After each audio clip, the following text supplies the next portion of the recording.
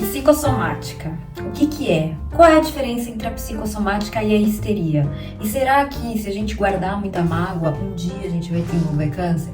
Bom, essas e outras questões a gente vai conversar rapidinho nesse vídeo em menos de 5 minutos. Bora! Bom, antes de mais nada, eu acho muito importante eu pontuar uma coisa que talvez seja interessante para você saber o porquê que eu tô falando desse assunto aqui. Em 2021, eu tive o privilégio de participar de uma matéria no Instituto de Psicologia da USP que se chama Interação Mente e Corpo. E eu tive aula com o doutor, professor Avelino Luiz Rodrigues. E por que eu tô pontuando isso? Porque meu professor Avelino, ele é formado em medicina, ele é psiquiatra, depois ele fez especialização em psicossomática e ele fez doutorado em psicologia. Então, assim, da onde eu tô tirando essa informação para eu trazer para você, tá?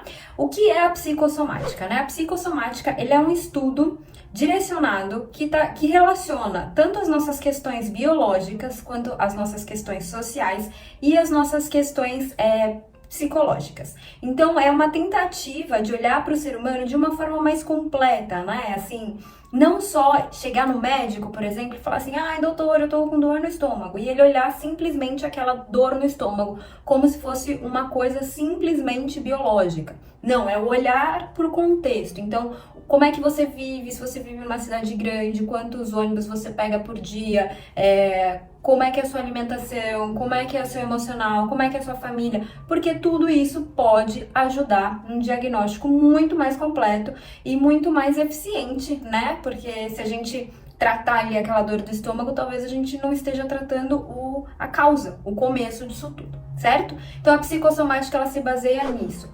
E aí eu acho que rola uma certa confusão com a histeria, que vem lá do Freud, e aí a gente vai trazer o nosso segundo tópico, qual é a diferença entre a psicossomática e a histeria. Acontece que na histeria, a gente traz para fora, a gente coloca as nossas emoções para fora através de símbolos. Então, na histeria, Freud dizia que, por exemplo, uma pessoa que tem uma determinada dor ou uma determinada doença, simboliza alguma coisa que ela tinha emocionalmente. E a gente não vai aqui entrar na questão, a psicanálise é ou não é ciência? Porque a psicanálise não é ciência, não passou pelo método científico e tal, e a gente não vai entrar aqui nisso, porque eu acho que Freud, ele tem seu espaço, né, enfim. Mas a histeria não é a psicossomática. O que é a psicossomática para além da questão do estudo direcionado, né? De 3 grandes áreas. Ela vou dar um exemplo. Vamos supor que hoje você tá muito ansioso. Hoje você tem um evento e aquilo tá te tirando, sabe? Você tá ficando muito desconfortável e tal. E como é que seu corpo reage a esse desconforto? Então, o seu corpo, ele vai reagir produzindo determinados hormônios, ele vai deixar seu músculo mais contraído, enfim. Ele vai responder fisicamente a uma questão emocional que também tem uma influência do ambiente, né? Do seu social. Então, é um evento em que você vai e que as pessoas podem gostar mais ou menos de você, né? Então, por isso que tem algumas coisas em jogo. Então, tem uma questão emocional que você tá ansiosa, tem uma questão social que as pessoas têm uma certa expectativa com relação a você e tem como o seu corpo responde a isso. Então, a psicossomática, ela não tem uma ligação direta, tipo, eu tô com dor de cabeça, então é porque minha mãe, meu pai, eu tenho um trauma com a minha mãe e meu pai, sei lá o quê, né? Não. A psicossomática, ela vai dizer que o nosso corpo, ele produz resposta para as coisas que a gente vive de uma maneira mais amplificada e não só de uma maneira biológica.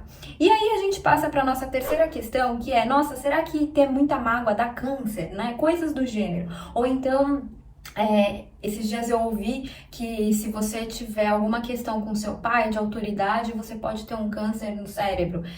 Isso não existe, tá? Então, assim, De um lado, existem pessoas que não sabem, né? Que simplesmente não sabem, isso não é área de pesquisa, não é área de estudo. E aqui eu tô pra dizer que dentro da ciência isso não existe, tá? E do outro lado, existem as pessoas que são oportunistas e que se utilizam disso pra fazer dinheiro, né? Então assim, olha, você tem uma mágoa? Pera aí que eu vou limpar essa mágoa, porque se você não limpar essa mágoa é capaz que você tenha câncer. Falando especificamente, né, do câncer, a gente precisa entender que o câncer ele é uma doença que tem muitos fatores, que pode ser originado através de muitos fatores. Então pode ser uma questão genética, que é a minoria, e aí tem uma questão ambiental, do lugar onde você vive, se você está em contato com substâncias que são cancerígenas, se você se alimenta, se você é obeso ou não, se você faz exercício físico ou não, se você fuma, se você toma bebida alcoólica. Então o câncer ele tem a ver com essas questões. E, claro, o nosso emocional influencia, como influencia em qualquer doença, como qualquer outra coisa, justamente por conta daquele exemplo que eu dei. Então vamos supor que eu fico nervosa todo dia, muito. E aí meu estômago, ele começa a produzir muito suco gástrico, porque eu tô muito nervosa, né? E aí ele vai soltando esse suco gástrico, e esse suco gástrico vai ferindo ali a parede do estômago. E aí, quem sabe, talvez, se eu já tiver uma predisposição, ou se eu tiver outras questões, se eu não me alimentar muito bem, se eu tiver acima do peso, isso possa vir a ser um câncer de estômago. Mas não é porque eu estou brava que eu tenho câncer de estômago, entende? Não tem uma relação direta. Eu sei que o ser humano, ele busca por essas respostas, porque é como se a gente tivesse controle, mas a gente não tem. A gente tem controle de determinadas coisas, então eu posso me alimentar bem, eu posso fazer exercício físico, eu posso ter um acompanhamento nutricional, enfim, eu posso fazer essas coisas. Eu posso olhar para minha saúde mental, um trabalho de desenvolvimento pessoal, através da terapia, enfim, também posso. Mas isso não quer dizer que eu não vá ter. E é muito, muito, muito fundamental você observar muito as pessoas que estão falando esse tipo de coisa, porque além delas, as pessoas que usam isso, né, para ganhar dinheiro, porque além delas serem oportunistas e elas manipularem essa informação, elas estão no melhor lugar, né? Porque caso você venha a vir desenvolver um câncer, essa pessoa vai te dizer que a culpa é sua. Óbvio, foi você que não fez direito. Você continua com a mágoa, você que não conseguiu desculpar, enfim, coisas do gênero. E agora eu quero fazer até um relato pessoal breve, né? Mas eu já tive casos de câncer na família, que infelizmente, né, 2 pessoas na minha família já foram a óbito por causa de câncer. Eu já tive pessoas próximas que felizmente estão num período de remissão. Então, assim, você colocar mais uma coisa para uma pessoa como se ela fosse culpada pelo câncer é desumano. Então, além de oportunista, é desumano. E além de ser desumano com as pessoas que desenvolveram a doença, né, que tiveram um câncer e tiveram uma difícil vivência, porque é uma doença que mexe com todo mundo que está ao redor. Para quem, por exemplo, tem uma TAG, para quem tem tendências à hipocondria, esse tipo de informação só aumenta a ansiedade das pessoas e só faz com que essas pessoas entrem em círculos viciosos que é difícil encontrar uma saída, né? Então, se essa pessoa ela não estava doente, talvez ela fique doente por causa desse tipo de informação. Então, toma muito cuidado e tá tudo bem não saber, né? Tá tudo bem você nunca ter visto, você achar que era uma coisa e não é, tá tudo certo.